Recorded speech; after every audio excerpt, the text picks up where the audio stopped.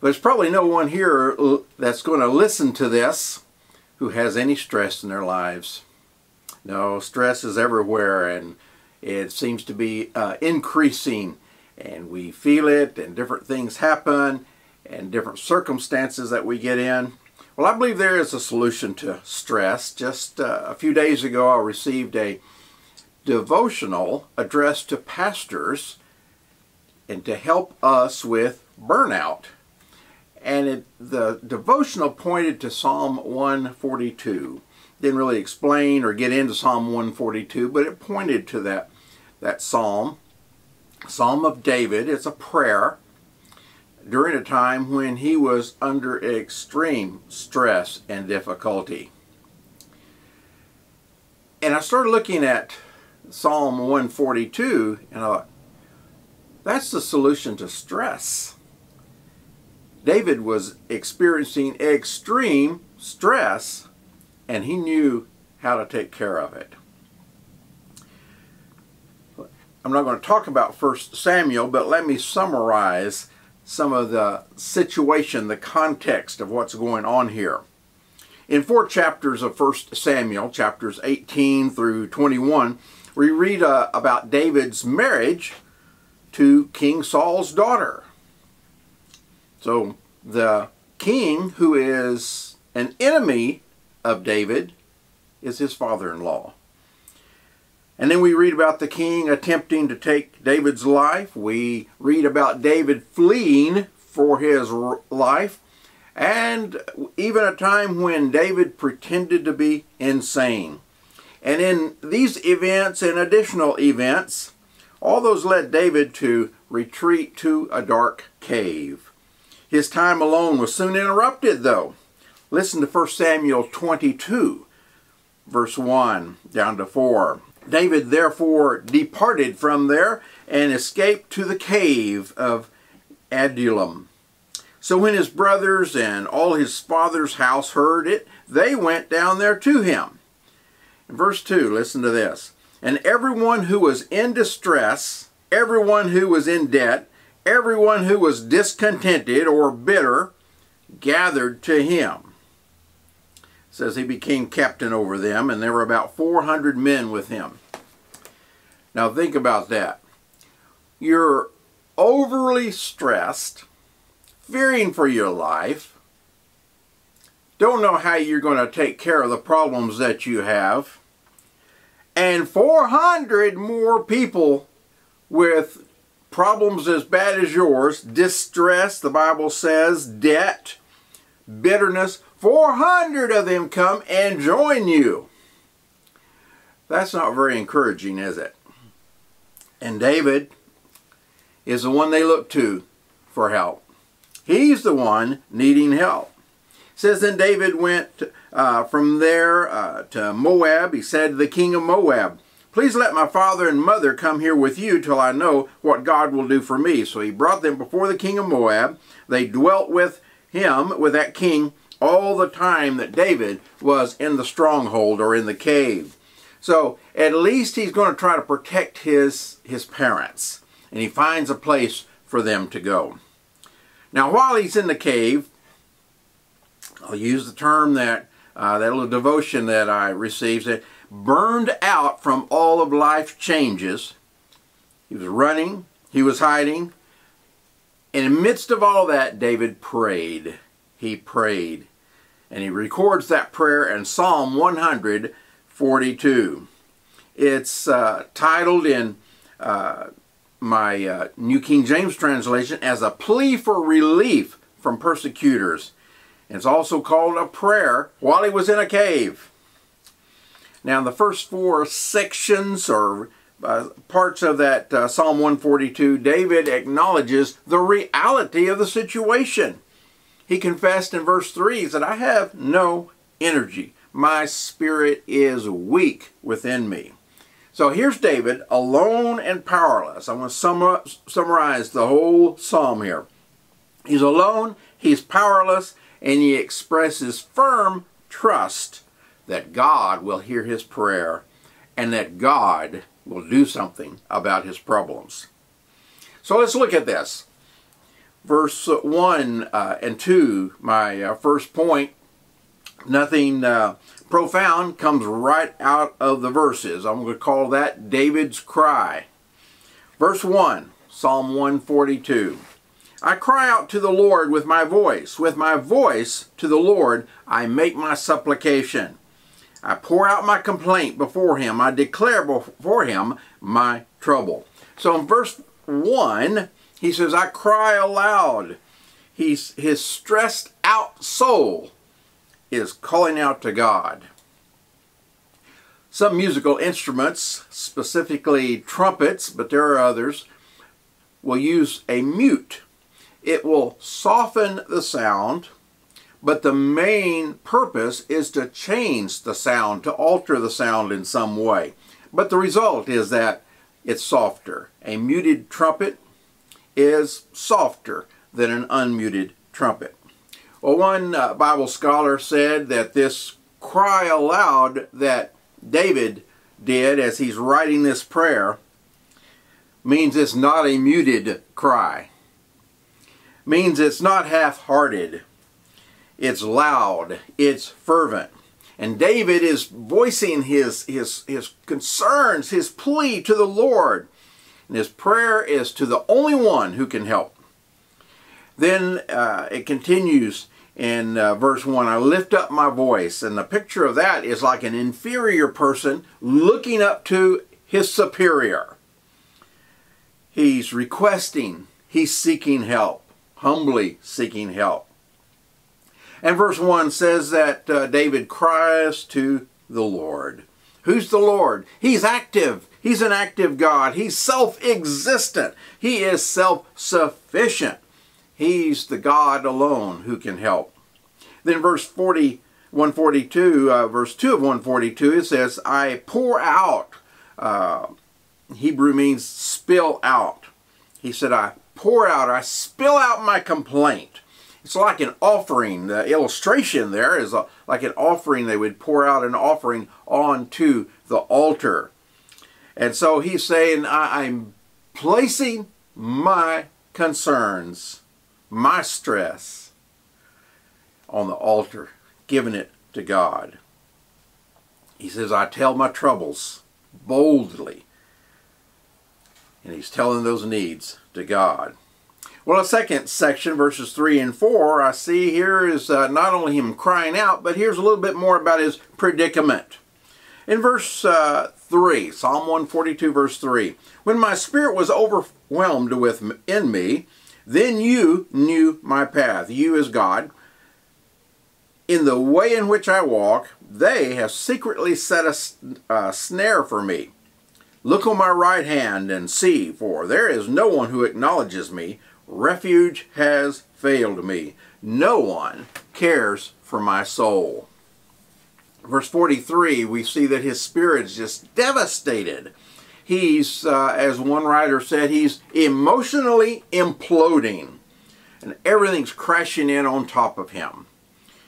He said, I'm growing faint in this pile of trials that just gets heavier and heavier.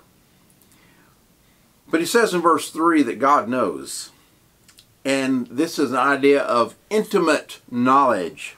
God knows intimately David's path, where he's going, what he's involved in. This is not just intellectually, yeah, God says, yeah, I know about what you're doing over there. I know what the problems are. No, it's God with David on that path, in the midst of those struggles, intimately involved. When David's ready to give up, he looks to God. He ties himself to God. Little thing about adversaries and snares, the idea is that like they're setting up traps. His enemies are setting up traps to catch David like an animal. Verse 4, this is kind of interesting. He says, I look on my right, I look to the right, and I see there's no one. No one acknowledges me, no refuge, no one caring for me. In their culture, and kind of in ours as well, the right is where you normally would find help. It's a side of strength, a side of security in the Hebrew mind. I don't know if it comes from the fact that most people are right-handed. I'm not sure the background of that. But when he said, I look to my right, he doesn't say I look behind me, in front of me. So I look to my right and I'm not finding help. It's because in his culture, the idea of to the right is where you find help. David cries that there's no one on his right side to protect him.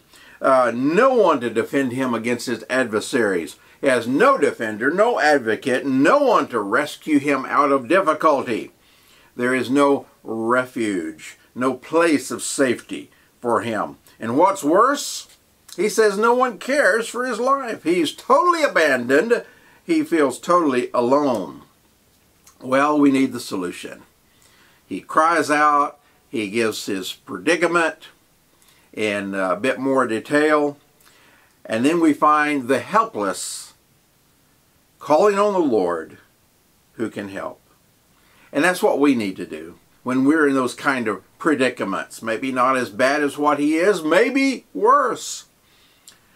But this third point is that the helpless calls on the Lord who can help. That's verses 5 down to 7. That's the solution. Verse 5, Psalm 142, verse 5. I cried out to you, O Lord. I said, you are my refuge. Remember, he said he didn't have one. You are my refuge, my portion in the land of the living. Attend to my cry, for I am brought very low. Deliver me from my persecutors, for they're stronger than I. Bring my soul out of prison. He sees that cave as a prison. Bring my soul out of prison, that I may praise your name. The righteous shall surround me, for you shall deal bountifully with me. Remember who he's got surrounding him? All kinds of people with problems. 400 of them. And he says, I'm going to have a time when the righteous are surrounding me. Now, it doesn't mean those people with him are not righteous, but he knows outside that cave there are a whole lot of people who are trying to get him. Verse 5, one commentator says, this is the second summit of faith as the psalmist lays hold of God afresh. I like that. A summit of faith. And he's getting a hold of God. He's seeing some hope. Starts out hopeless. And now, as he gets to the end of this prayer, Psalm 142, he sees some hope. He prays very firmly. I cry to you, O Lord. He's shut up in a cave, but God is his refuge. God, he's saying, God is my place of shelter. God is my stronghold. He said, God's my portion. You could translate that as your allotment. You know what it really means? It's all he has. All he has, but God is all he needs. Verse 6 kind of repeats the earlier pleading to God, his almost begging God in verses 1 and 2 and verse 5. And here he's saying, God, listen to me. Listen. And then verse 7, that cave that he finds himself in, he's hiding from King Saul. It has become a prison to him, a place of solitary confinement. Except when the other 400 people in need come along. But he cannot escape it because he finds himself, as one writer said, between a rock and a hard place. Very difficult situation. But I think it's more than a physical confinement that David is in. It's an emotional prison as well. A psychological black hole. And I think so many of us, I'll say that, us, find ourselves in that emotional prison because of the stress that we may be experiencing, either in family and work, in our country, the situation, health issues, problems with that friends have, and we feel compassion for them. An emotional prison, psychological just pressure and stress. But God can deliver from that as well. And only God himself will deliver David. And David, I think, as I'm reading this, believes God's going to do it. Let me conclude with this, kind of a take on an old phrase: desperate times produce desperate prayers. Troubles cause us to throw ourselves on God in a very new but even desperate way. When there's none to help but God, we need to be praying aggressively. In fact, I would encourage you to pray aggressively even when you don't have a lot of stress in your life. When we're praying that way, we need to just cast ourselves on God without reservation. And let me give you some verses to strengthen you here. What do we need to do to commit to God in prayer? 1 Peter 5:7 is an encouraging verse. It says, cast all your cares, all your anxiety, all your worries on Him. Why? Because He cares for you. In other words, take on Philippians 4:6, we're invited to transfer the weight and pressure of our trials into God's arms. And as we commit our troubles, our stress, our difficulties to God, we're going to find peace. Isaiah 26, you will keep in perfect peace him whose mind is steadfast. You is speaking to God. God, you'll keep in perfect peace that human whose mind is steadfast, because that human trusts in you, God. Well, like the prophet Isaiah urged long ago, will you cast your burdens on the Lord? And I'll close with a little bit of a quote of Matthew Henry from quite some time ago, and bring his English up into a little bit more modern English. And he calls this Psalm 142 David's comfort in prayer. Matthew Henry said, there can be no situation so distressing or dangerous in which faith cannot get comfort from God by prayer. No situation so distressing, no situation so dangerous,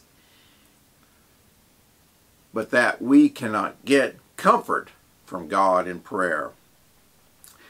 And Brother Henry said, we're apt to show our troubles too much to ourselves, poring over them, which does us no service, no good. But he said, if we show those troubles to God, we can cast our cares on the one who cares for us and get relief. I hope that you will cast your cares upon the Lord, your stress upon Him. Now you may be wondering, what was the end of this story? How was his prayer answered? Well, look in God's Word, and we may come back next week and see, but I'll just go ahead and tell you, God answered the prayer. God helped David. God will help you. May God bless you.